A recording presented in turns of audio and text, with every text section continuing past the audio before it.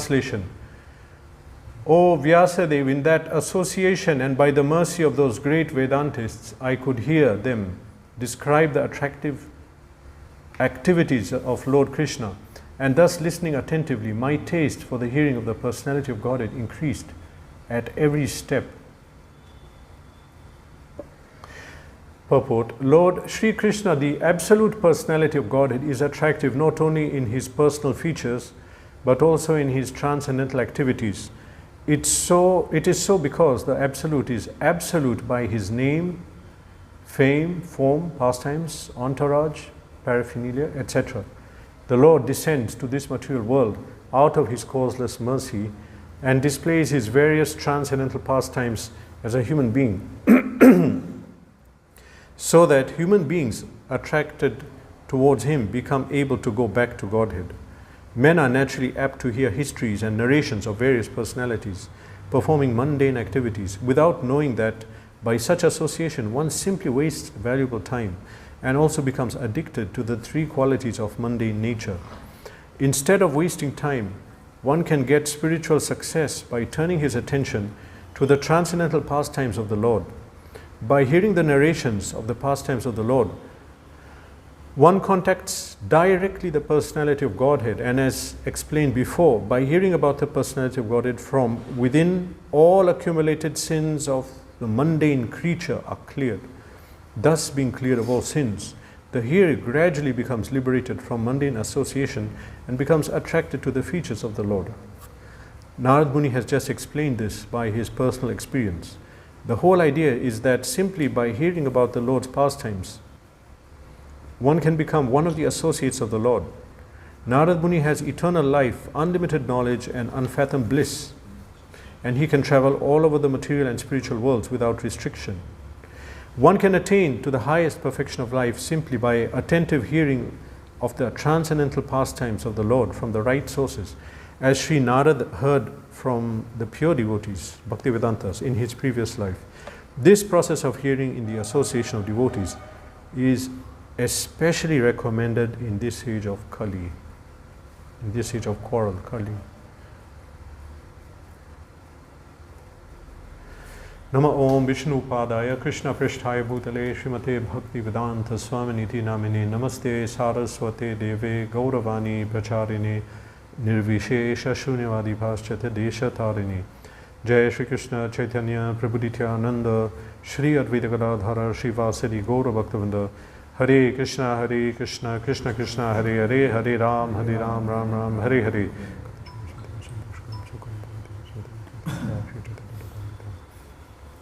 Tatranvaham Krishna Katha Pragayatam Anugrahena Ashannavam Manoharaha Tashadhaya Me Nupadam Vishinvataha Priya Shavasyanga Mama Bhavad Ruchihi. O Vyasadev, in that association and by the mercy of those great Vedantists, I could hear them describe the attractive activities of Lord Krishna, and thus listening attentively, my taste for hearing of the personality of Godhead increased at every step. Here, personality of Godhead is described as absolute. Absolute means full, complete, not lacking. There's one word used similar earlier, that the Supreme is Advaya Gyan. Knowledge of the Supreme is Advaya. Dvaya means dual, two. Advaya means this non-dual substance. That's how it's translated. That means one whom there is no other, like whom there is no other, non-dual. But in that purport of that verse, which is that one, Brahmeti Parmati Bhagavan iti Shabdyate. So then there the word comes Advaya, that verse.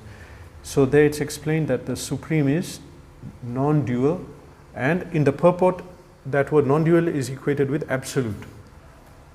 Absolute means anything to do with the Lord is the Lord. It's not separate from Him. There is no two things like the Lord and His name and His pastime. There is nothing like it. It's all in the same, coming under the same title of the Supreme Lord. So here Narad Muni was hearing the narrations of the Lord, and hearing he contacted.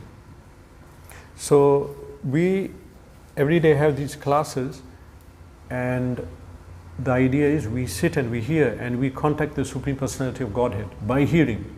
In this way we associate with the Lord. At present, all of us are covered. We are covered with material energy. Because of that, we can't taste the Lord. We cannot. Prabhupada explains how, like, if our tongue is covered with a cloth and you give someone some sweet, he'll not be able to taste. Maybe something very little. So in that way, although we are hearing the Supreme Lord, we cannot really relish. We cannot, because we are covered. Avritam jnanam etena. It's mentioned in Bhagavad Gita how our knowledge is covered. And this covering has covered our senses. So even though we're hearing about the Lord, we are seeing, we're not really seeing. We're not able to see clearly. But the Supreme is merciful that He can manifest Himself in these words, in the deity form of the Lord. But according to our surrender, He will manifest Himself to us. By studying Shastra, we can perceive the Lord. We are perceiving the Lord directly. And we shouldn't try to see with these eyes. You cannot. But the Supreme Lord is seen by hearing. As Brahma says, Shrute Kshita Pata. Shruta Ikshita. By hearing, we are seeing Supreme Lord.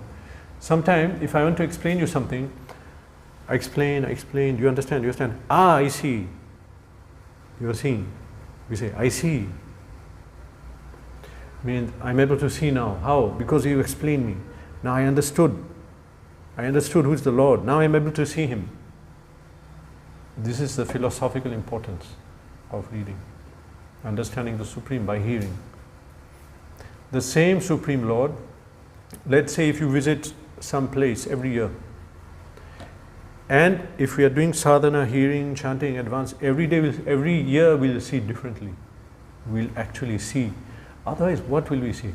Once Bhakti Saraswati Thakur was in Shri Chaitanya Math. You know that where the deities are. Gandharva Giridhari. He was in the Natya Mandir, not in that, immediately in front, right at the back. So darshan open and he was seeing. Then someone said can I get your glasses? he wore glasses to see. Then he said, what will my glasses do? What will I do with the glasses? I have glasses, what will I see? Then he gave a long discourse on this drish vichara.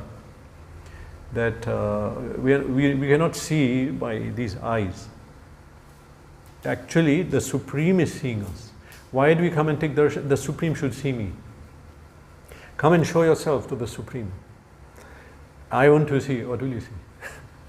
Of course, we are enjoined to take darshan. That is a factor. But he explained that actually we don't see Guru. Guru sees us. Actually, we don't see the Supreme Lord. He sees us. Come before Him to show ourselves like that. It's completely different understanding. So when we want to see the Supreme Lord, our philosophy should be intact, isn't it? What will you see? So by hearing we can see. Even as I said, in mundane sense, we see, you want to explain someone, if someone opens a car bonnet and looks there, what are you seeing? I just see some cables and some pieces of metal. Okay, now listen, let me explain you what is a car. What is the engine? How does it work? Okay, now look, you see, yeah, I see, I am seeing now. There's the fan, carburetor, ignition. I can understand what's going on because we heard. In this way, if we don't hear, what will you see? You want to understand the Supreme Lord? How can we? Actually, now, you see, now we have Prabhupada's books, so we are reading. But then again, Prabhupada started this system of classes where people speak realization, and then even the books we have to be explained to us, isn't it? Then what is the path of the so-called Ritviks? You have the book, they have books, but everyone will get different opinion about what is this. Prabhupada says this, no, he says this, no, he says that. Now you have to go to someone who realizes the teachings of Prabhupada. And then he can explain you, Prabhupada is saying this, implement it like this. In 7th canto, there's description, what is that? The perfect social order, that it's explained about Varnashram. So then explained there, duties of Brahmanas, Kshatriyas, Vaishyas, then women. It's explained. So our understanding is we have to implement those teachings. But brahmachari is written, should wear tree bark, should carry a kamandalu. What else? Yeah, something, yeah, that's it, kamandalu. And wear tree bark and not wear shoes. But now, our acharyas who were with Prabhupada told us, no, this part we are not following. But it's in Bhagavatam. What are we following, how are we following, what are we doing? It has to come through the parampara, isn't it? And so Sri Guru is needed. So on our own it's not going to be possible. We have to hear from the Shrotra Parampara. Shrotra Parampara is that parampara where the person who's speaking to me and explaining, or Prabhupada, he heard also from someone, who heard from someone who heard from Prabhupada. Shrotra Parampara.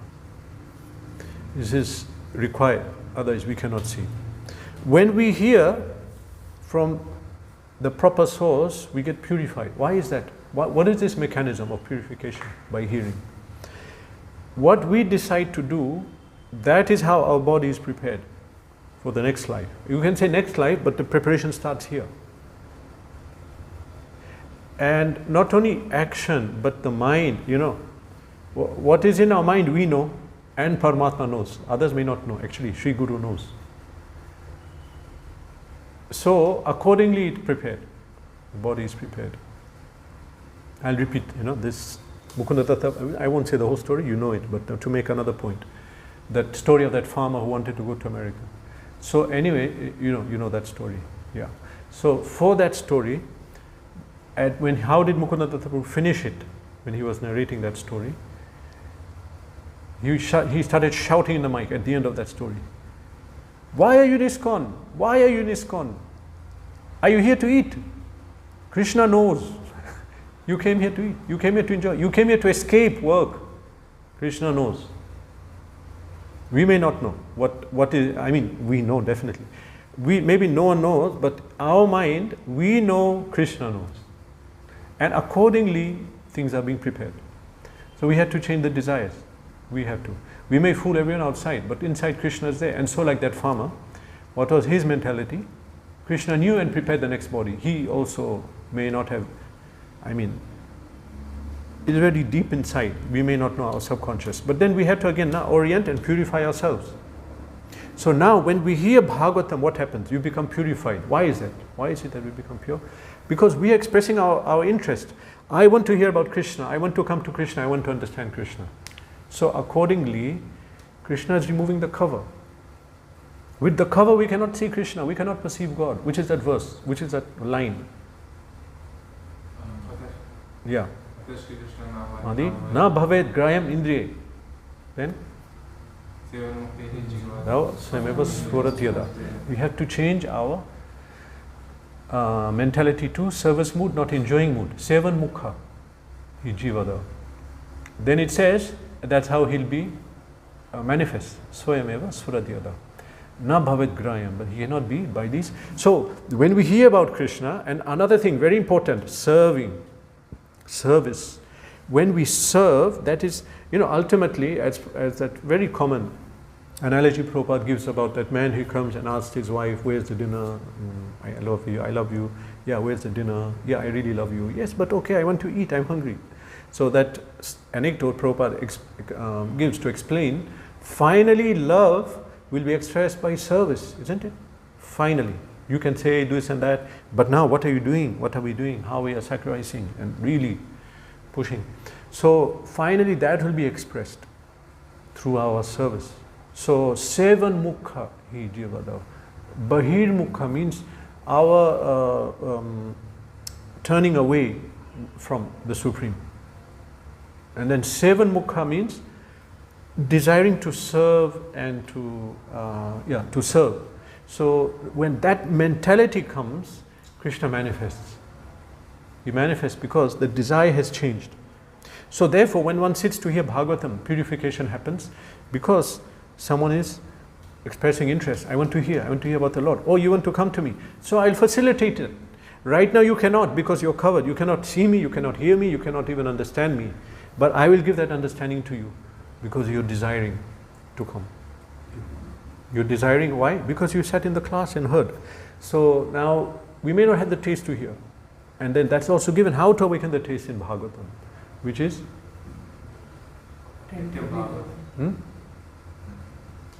second. There's one in second chapter. There's one in second. There's one in first canto, chapter 3. Another is in the second canto.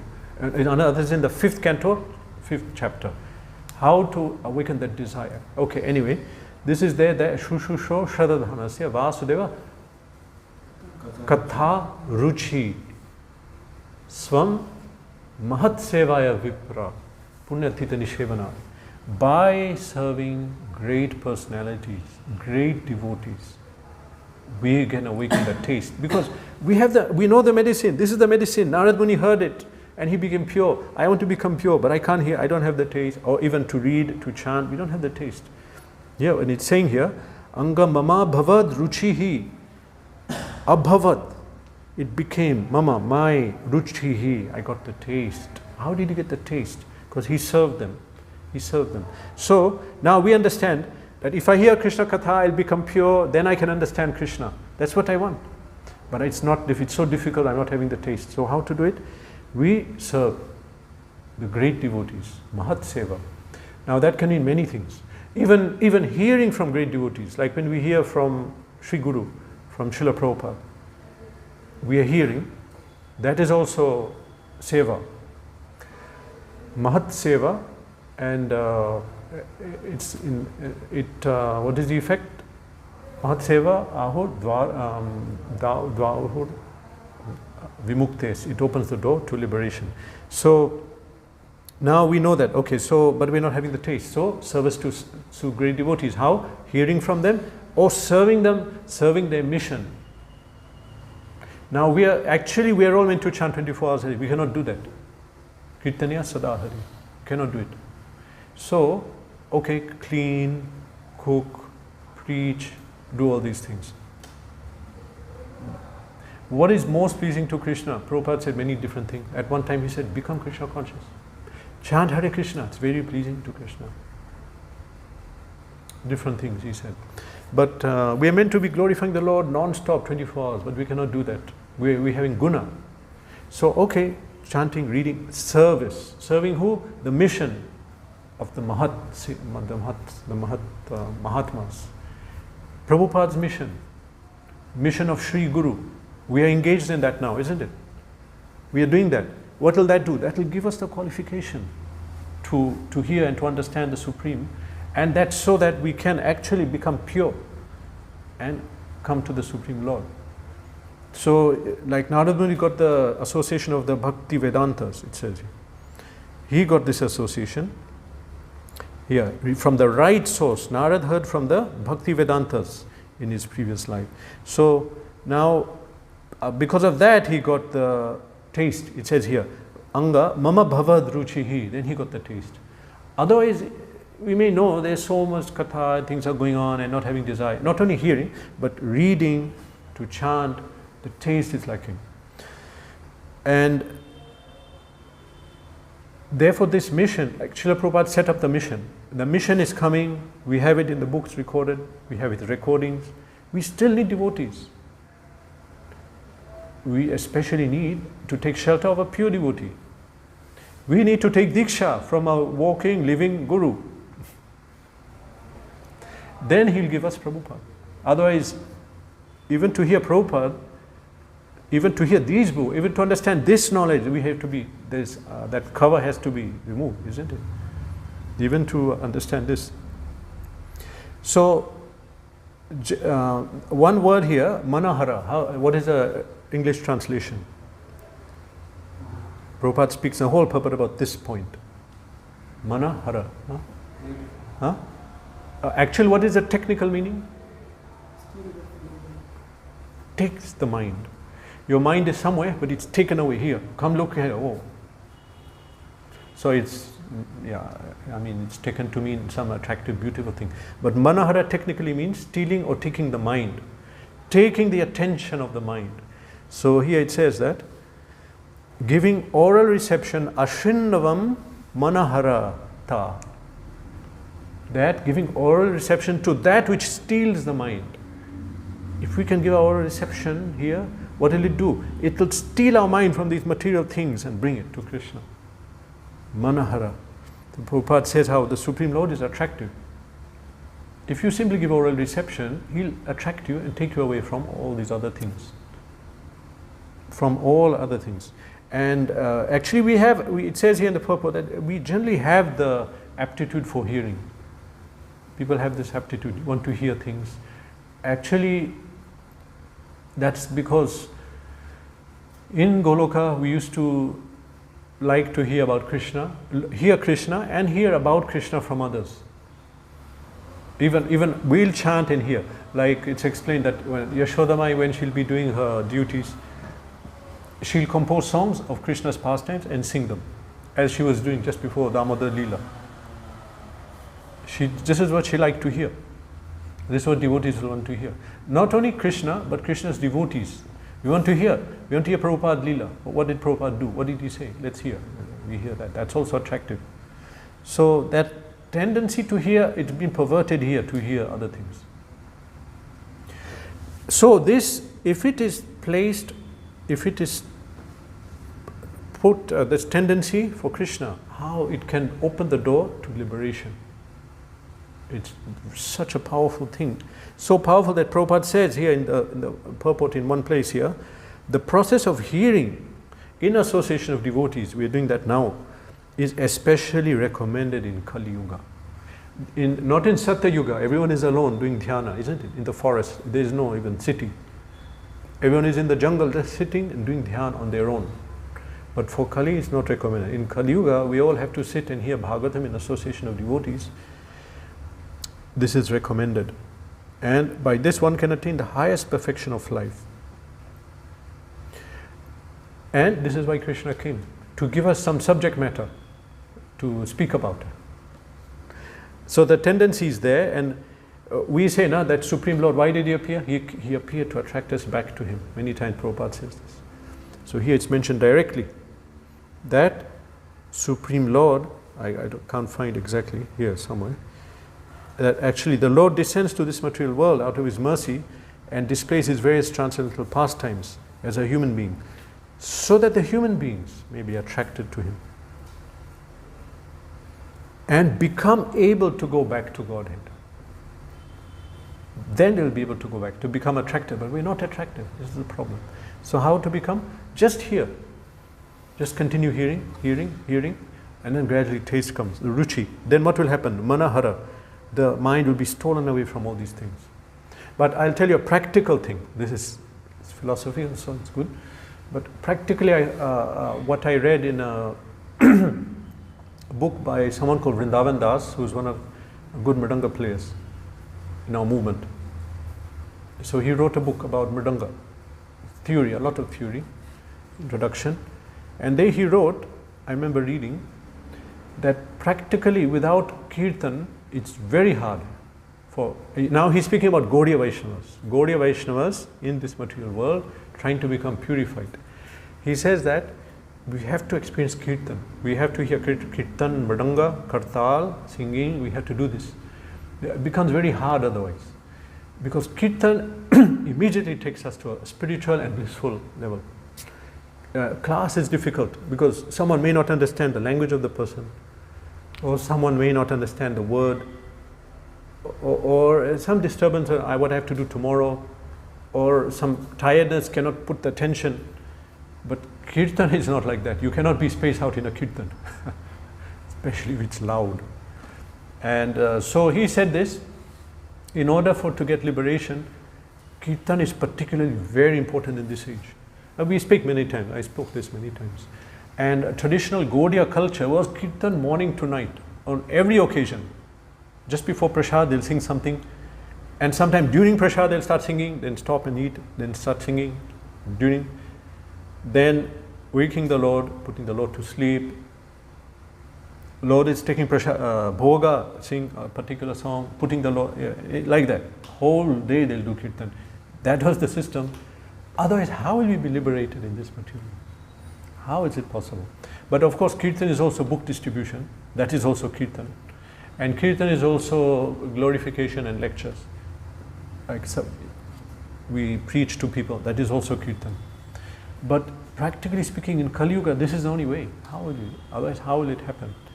So the kirtan is this powerful method. It's recommended here in association of devotees, which is Sankirtan. This is recommended, particularly in Kali Yuga, this is mentioned.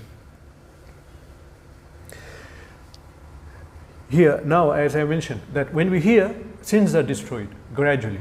We hear Bhagavatam, continuously our sinful reactions are destroyed. And this means in practical terms that we'll be able to understand more about the Supreme Lord, because the knowledge is inside. In one verse, this Prithu Maharaj says, 4th canto, that Uttama Shloka Mahan Mukhachuto Bhavat Padam Bhuji Sudha Kana Nila. He's glorifying the Supreme Lord who just appeared after the yajna they performed. So Uttama Shloka Mahan Mukhachuto, the great devotees who are glorifying you, Supreme Lord is being described as Uttama Shloka.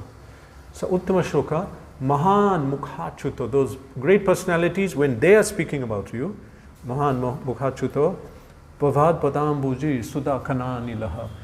Then actually what they're doing is they are broadcasting the dust particles which are on your lotus feet. It's coming and filling, and then everyone is able to hear. Everyone is able to get the dust particles of your lotus feet. So the dust particles of Krishna's lotus feet gives liberation. Pure devotees and the Supreme Lord. Yeah. So he says that when pure devotees are speaking, then speaking about you, actually they're broadcasting Bhavat Padam Bhojao, Sudha means nectar. Sudha Kana Anilaha. Kana means the dust particles, Anilaha, that breeze, a stream.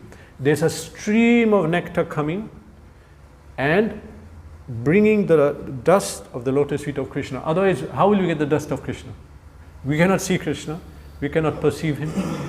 Who are we to even speak Krishna's name? Kali Yuga, Jiva.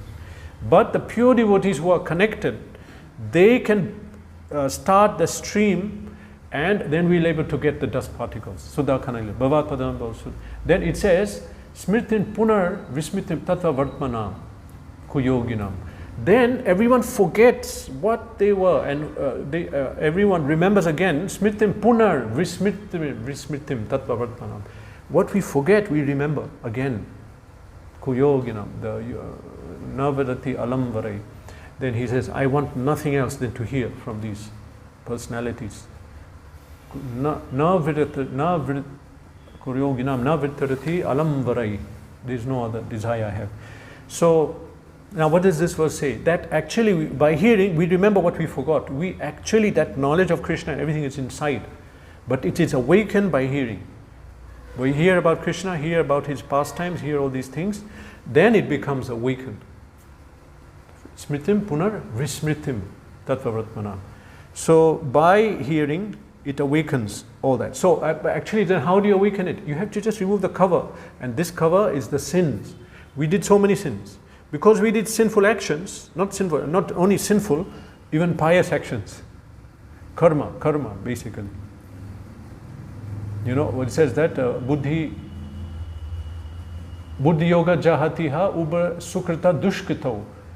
By process of Buddhi Yoga, Ube, both Sukriti and Dushkrita, both are not good.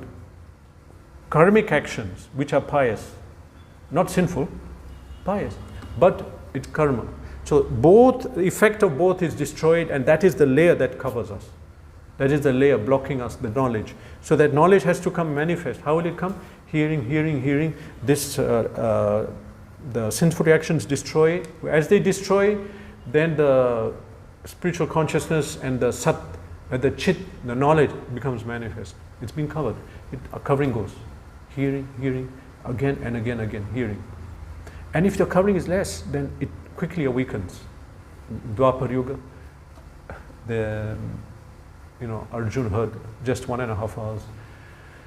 Or sometime someone come in association of a sadhu, he speaks, he gets purified, he goes, but we are very different. We have to hear every day for 20 years non-stop.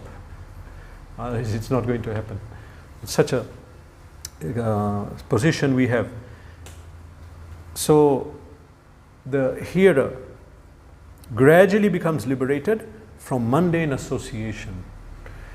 The sinful reactions go, and the tendency, desire again to associate with this material world, that also goes by process of bhakti. It burns up these material desires. So this is a powerful way to change our desire. Desires have to be changed, finally. And as I mentioned, that really it's very deep, we don't understand. Even we may not know, Krishna knows He's there. Sometimes we may be going through some suffering. Why am I suffering? I'm a devotee, I'm doing everything. And we understand about karma. He said, but I'm doing bhakti. Why am I suffering? But then the suffering for a devotee is to remove his sinful desire also, isn't it? He may not have, now karma is gone.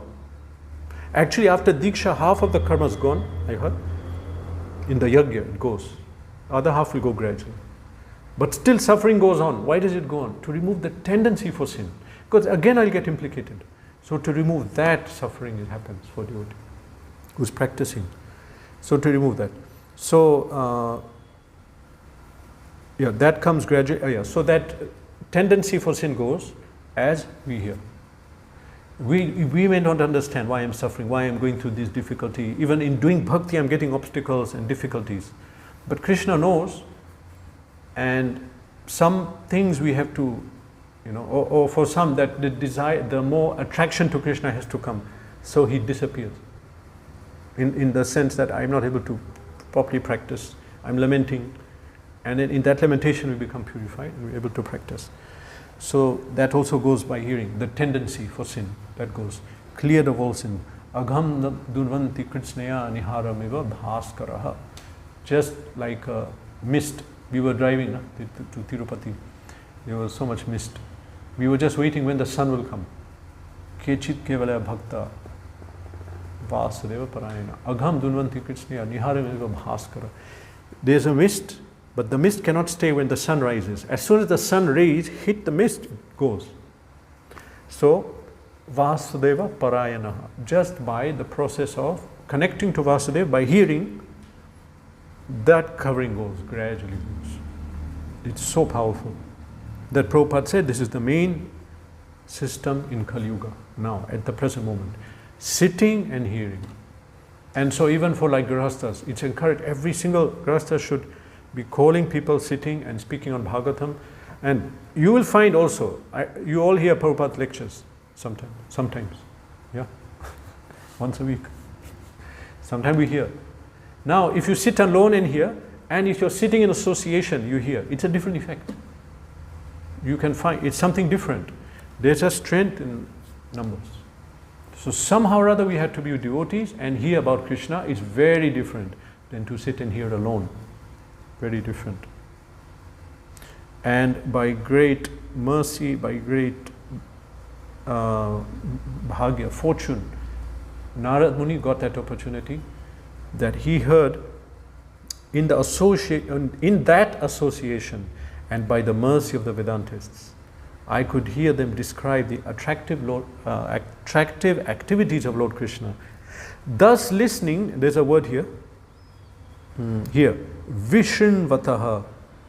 Now it's not Shrinvata. V means giving emphasis, emphasizing. Vishrinvata means hearing, and second word is attentively. Thus hearing attentively, it comes out in the translation. My taste for hearing of the personality of God had increased at every step. Can we imagine how powerful, if we get the taste for hearing, how will it be? That we'll be able to sit and hear, but we cannot. I'll not be able to hear. I have a limit, isn't it? We all have that limit. But imagine if that limit goes. Then we'll be able to hear, as Parikshit Maharaj, 7 days. He got liberated. When Rupa Goswami explains the 9 forms of bhakti, and he gave exemplar from each of them, each of the processes who got liberated by that process. So for hearing, it's Parikshit Maharaj. Parikshit Maharaj sat and heard. So if I can do that, I'll be very happy. I cannot do it. But then I aspire that, and that's there in the 4th verse, Guru Vashtaka. Fifth verse. What is the fifth verse? Gurvashtak. What is the fifth verse? Dhanush. Oh. Gurvashtak. Sangsara. Number 5. Okay. Okay. Now, Joey, you give me the translation of that verse. Listening to the transcendental pastimes of Radha and Krishna. Yeah. Yeah. Guna. Okay. Then? Pratikshana, relishing every kshana, every minute. Yeah. Vande Guru. I offer my obeisances to such who relishes Radha Krishna. No. If I'm not mistaken, he aspires to relish these at every step. The Guru is relishing. I offer my respect. No, but that word comes. Hankering to relish. Yeah. Aspires, hankering to relish. He hears it. That's the, isn't it? You remember that? He's Pratikshana Swadana Lolupasya Loliam. He desires, he wants to relish it at every step.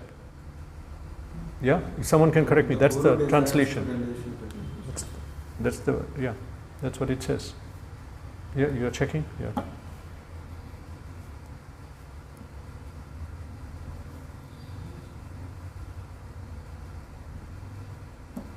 Okay, number 5. Who aspires after? Aspires after, relishing. So, this is given. So what my point is, this is the aspiration. We follow the Guru also. That because if we can do that, we'll be liberated like Shukadev Goswami. But we cannot hear so much. And not only we cannot hear, but in hearing there's a block, isn't it? There are different blocks, things I have to do, not understanding. But we aspire to reach this level. That by hearing, we can do it without cessation. This is that will come by just sitting and hearing constantly. Hare Krishna. Any question? Yeah. A few questions. Yeah. So you gave example like how in Bhagavatam, Narad Muni is giving a description of like how Brahmacharya should be. But Prabhupada said we don't really follow that. He didn't say, but he didn't give that instruction to us to wear that and do that. Yes. Yeah. For that, just I want to mention one point. Yeah. It's like But all the duties of the women given there are supposed to be followed. He spoke that, but he didn't speak this. I'm just mentioning like So that Prabhupada how, said, yes. It's like Prabhupada, he would give his disciples different instructions, even though it's like I was giving a lecture yesterday in Bhakti Rasamrita into 64 basic principles of devotional service. But Prabhupada, he would say, one sannyasi, like, you don't stay in Vrindavan, you travel and preach. Correct. And because you have visa from New Zealand, you go and travel and Yeah. preach. But other sannyasi, he would say, you stay in sannyasi and you develop this area. So this personal instruction is like includes spiritual mastery. Okay. It's Comment. Because it's very means decisive in one city. Yeah, and it's very personal. Very personal. You cannot say books are general. Yes. Now, what is the thing? Yeah. So someone has to be there to guide us. Someone who has faith. Yeah. Therefore, although Prabhupada gave instruction, we need a Diksha Guru to give the knowledge of Prabhupada in this present time, place, circumstance for that person. Yeah, that's correct. But I have another question. Just Yeah. like you say, like we need to take Diksha from someone who is like present, physically manifested in Yeah. the present time. Yeah. But we also see like devotees, those who were at the time of Prabhupada, those who got Diksha from Prabhupada, but they never saw him. So they got initiation through letters. So this is one thing. And another thing is just like even though we may be initiated, is there, but we are not seeing Guru on a day-to-day basis as it was in Vedic times. Just like Maharaj also he mentioned in his Vyas telling his inability to reciprocate as a one-to-one basis. Yeah. And so how do we understand all these things? Okay, this was spoken about few times in lectures, even by Maharaj. This idea that we are not seeing the Guru, but Prabhupada says in one place that the Guru, in one quote, Guru is not the body, it's the principle. That you are seeing the Guru's body is not here, I am not seeing it.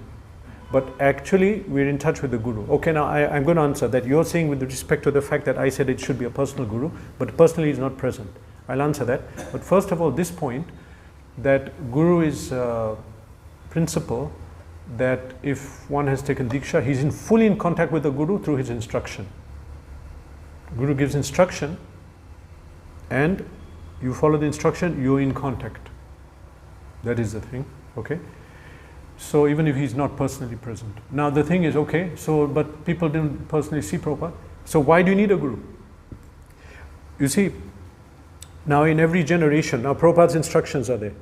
But someone has to delineate them. For example, when Prabhupada was there was no LGBTQ plus things going on. So now how do we get Prabhupada's opinion on this? And someone comes, maybe someone who is having that nature, then what do I do? How do I accept? How do I see this in the light? Because maybe, maybe that's some, Prabhupada did mention something about that, but some principles which are now there, or some deviations or degradations, which they were not there in Prabhupada was there. Now how do we get information on them? Then Sri Guru speaks on that.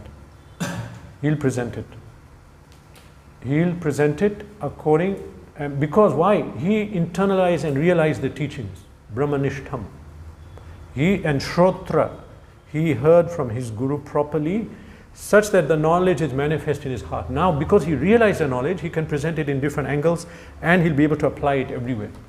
So for that realization, we have to approach a Guru. Again, you may not approach the Guru, but his representative. But if you accepted a Guru, the Guru principle will act through your authority line if it is pure, if people are following properly. Even in some rare case, it will act even through a karmi. You heard these examples. You heard that? Lilamrita. Prabhupada's Guru told them through the librarian, why you should write books, why are you distributing magazines? That's rare. That is rare case, but speaking generally speaking, that you should be in a spiritual line, people are following properly, and your Guru authority will lead back to your Guru will communicate through that. In that way. Because who's Guru? Prabhupada explains, Chaitya Guru. Actually it's Paramatma coming in that form, because we cannot hear the Paramatma now. So now your point, that these people who took Diksha, but they didn't even see Prabhupada. The fact that they took a Guru, accepted him, so Prabhupada will reciprocate through that line.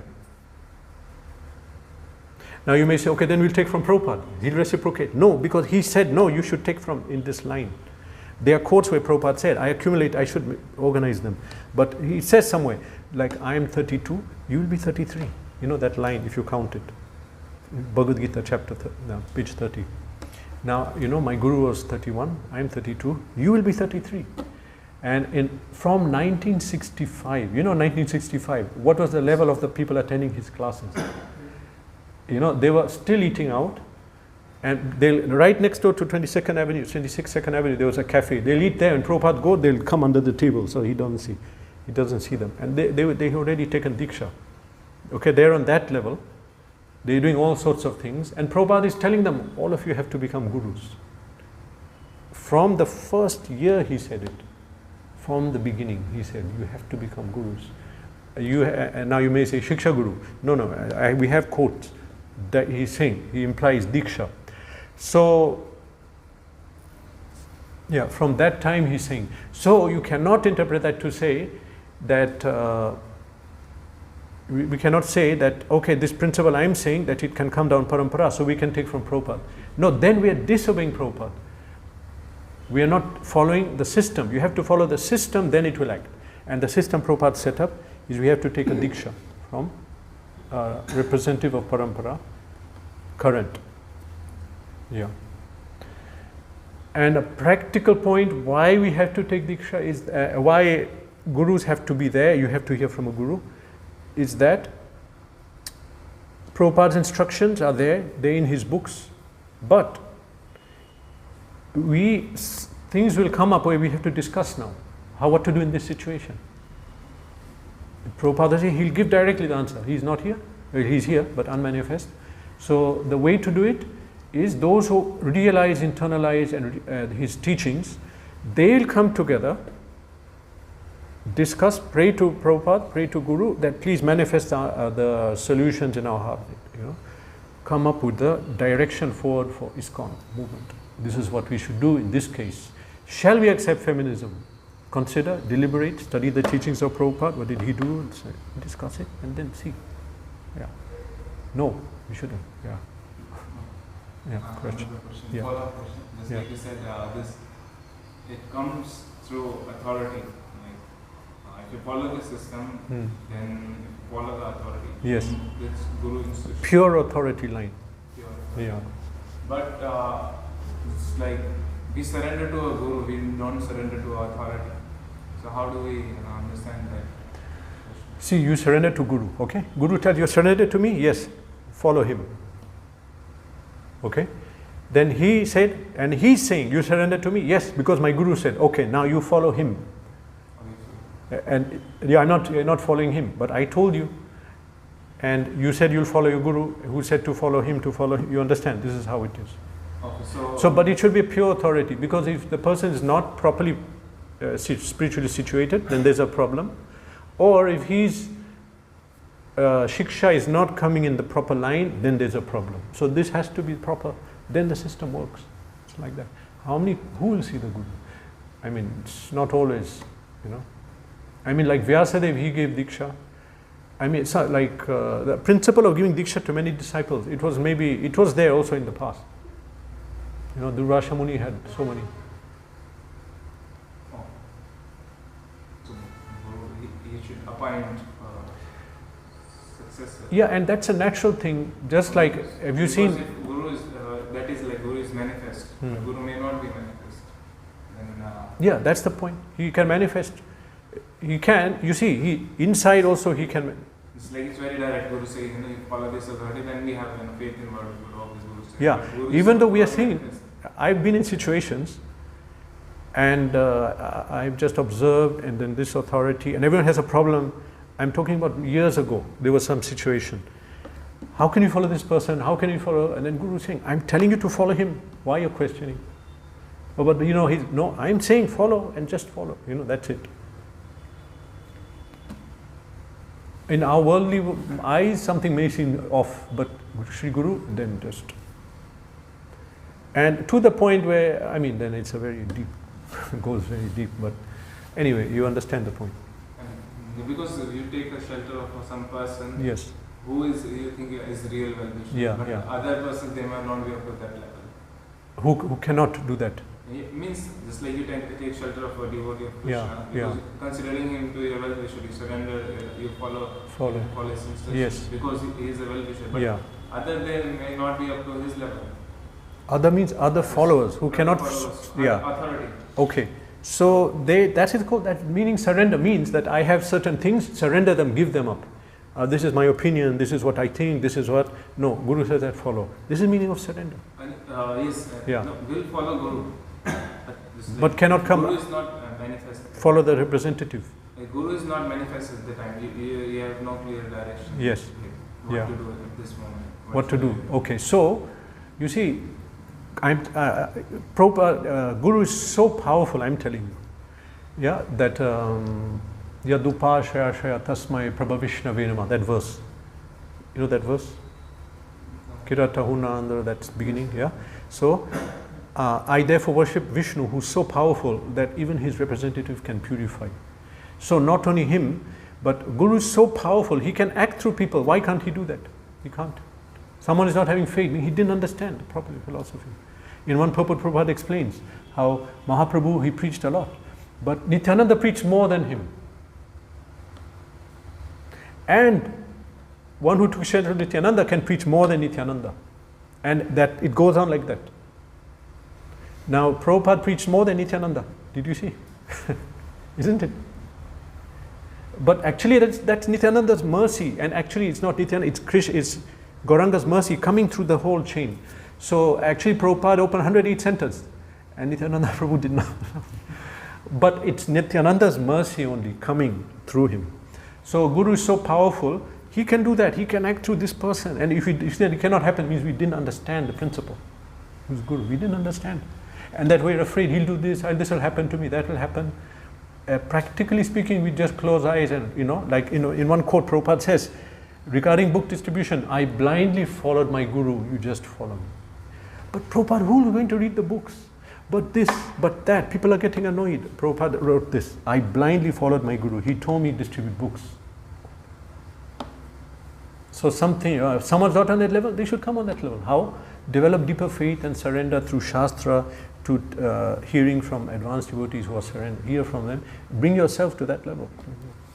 But it's true, you're right, it's difficult. Kali Yuga is difficult, especially this idea of surrender.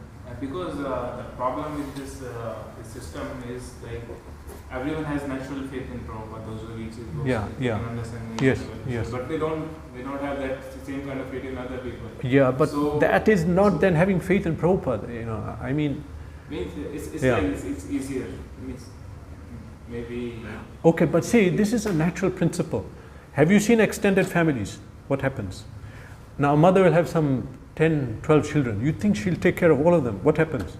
Who takes care? Elder daughters. And practically the elder sister becomes the mother, practically speaking, for the younger sibling. They will see that sibling says, okay, mother's there, but this is my, shelter right now and here.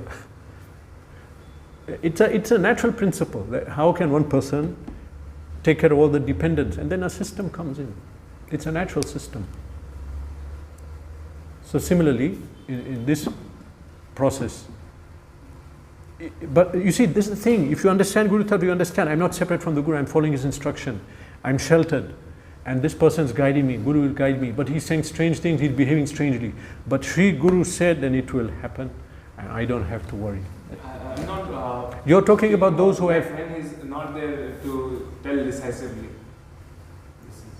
And Guru is not manifest. What kind of what he means. Like, for instance, someone is in a temple, he is under an authority, and Guru has not officially told, personally come and told this person that this is my authority, follow him. Oh, right. It's like assume that, okay, he is an authority on behalf of his Now, Guru. that was not properly arranged by Guru's presence. Yes. Okay, I understand. I understand. I understand. Okay. Now, that what comes to mind is the purport of 10.8. One may be in an institution, but not having intelligence to advance. Do you remember this sentence? Yes, sir. Yeah. Dadami buddhi yogam tam. Do you remember the purport? One line comes there.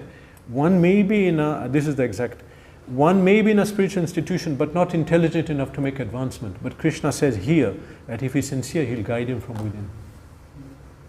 This comes. So, if you are sincere, you are practicing, and your desires are pure, we will be protected. Through that chain, you'll be protected. Even if someone wants to take advantage or, whatever, but we'll be protected if we're sincere. And if we're not, nothing will protect us. Yeah. Oh. Two more questions. Yeah, okay. Should we stop the live? Anyway, no one there. Okay, go on. One person. All right. So, you said we need Kirtana to basically body. I was quoting Vrindavan Das in his book. Yeah, we need Kirtana. So, Yes. So can we extend this principle to say that those who are not into Kirtana, so But you didn't hear the second part of my statement. means speaking is also Kirtana. Book distribution. But that goes further and further from the actual meaning of Kirtana. Maybe. Okay. What just like what Vrindavan Das Prabhu is Yes. saying. So he means Kirtana, which means Kirtana. He said that. He said that. That was. Can we extend it to inverted those who are not into Kirtana? So Not into. Maybe someone is aspiring, wants to be, but cannot because services and one should have That's aspiration. kind of purifying also. Huh? One should have aspiration at least. Yeah, I mean, I'm just saying, for example, the Shravan Kirtan camp is happening. Everything's going well, but someone is not there because he's managing the whole thing. So he cannot be there to be in the Kirtan. I'm not saying one cannot be there, but one has not an interest or desire. Oh, all right, I understand. Okay. So, yeah, then we have to be more and more in it, no? We have to get it. We have to relish, finally, be attracted to the holy name, isn't it? Yeah. One should be attracted to other. Yeah. It has to come, but it will come gradually if we practice the process. But that's a fact. But it means gradually, but you say this is need for survival. Yeah.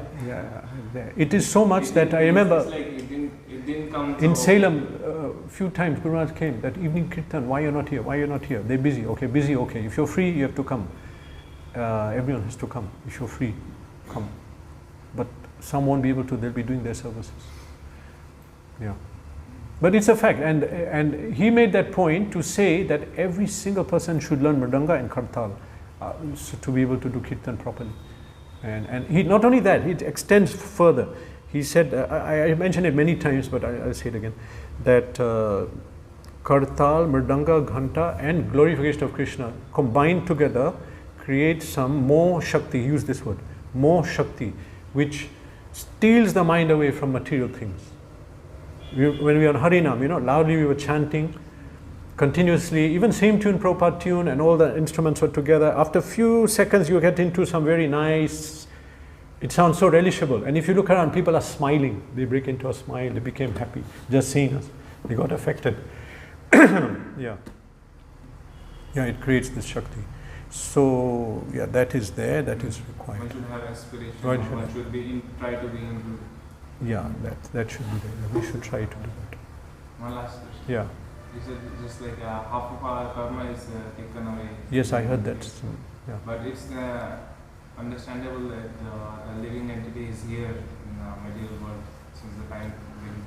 Yeah. So how do you understand when we say like half of the karma is taken, because you have unlimited karma, even if you take half of unlimited, still it is. Anadi karma phale. Yeah. So it's still. How do you understand? It's a lot. But Diksha is a powerful process. Yeah, I'm saying Yeah. just like if you say this. Yeah, if I say that. How do you put it in perspective when we say like half of our karma is gone? So what does it mean? You see, we jiva and we have this body. So we are tied to this body, isn't it? What's tying us? The karma bandhana.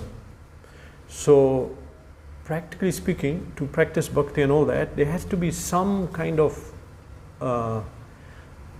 taste. Otherwise, just like that on the street, if you tell someone bhakti, not inclined. So this bondage between the body and the soul, that is called ahankar. That is what we call the hridaya granthi. Chidyate hridaya granthi. That one. Another word, anudhyasina yukta karma granthi nibandhanam chindanti kovidas. So that bondage, when we take diksha, it's slackened. That the bondage to the body, these things, it becomes less, and some kind of impetus force is given in our bhakti, sanctification. Bhakti Saraswati Thakur once answered a question. Someone said that, because those days they were trains. He said that, look, you said that we should keep the beads with us all the time. Yeah. What about when I'm in the train and I want to enter the toilet? Because if I leave it, I'm alone, it's not good. He said, you take the beads with you and enter the toilet. Then he said that it will be contaminated. He said, yes, then wash the bag. And then he said, what about the beads? He said, then this statement I remember, during Diksha, not the beads, but the chanting is sanctified. The chanting. Now, what was the point I wanted to say about this? That Half of the karma is taken. So at the time of Diksha, a powerful kind of a spiritual adhikar is given, that the person, it's Guru is saying, Krishna, I know this person, and Krishna knows him. He's saying, I know him. You can accept him. So, but we're not fully accepted. We have to prove ourselves. So you are saying, give a proper explanation what this means. So What does this mean? This means that whatever we did wrong, everything, still we are getting adhikar. Guru has placed us here now, and that we are able to worship Krishna. Krishna will accept. We'll make the offering. We'll offer and all these things. Or means like because you didn't have adhikar. Some kind of adhikar. Yeah. And again, we remind. Every time we do anything, we chant Guru's name, not me. I'm offering first Guru's name, then we do. And I'm chanting japa, first I chant Guru's name. Through him, I got the adhikar. When we're doing puja, you first offer Guru, please, through you, give me, assist me. So we are given that kind of qualification. But not full, we have to prove ourselves also. That's why how? Yes. That's why. Yeah. Do you know meaning of Diksha? Prabhupada said in one place. Actual meaning. I told you many times. Anyway, okay. In this verse, 4.34, Upatikshanti. What is it translated as? Upatikshanti te jnanam. Beginning, it means beginning. But there it's translated as initiate. Initiate means starting. When we say initiation, it means the beginning. What is the beginning? What is starting?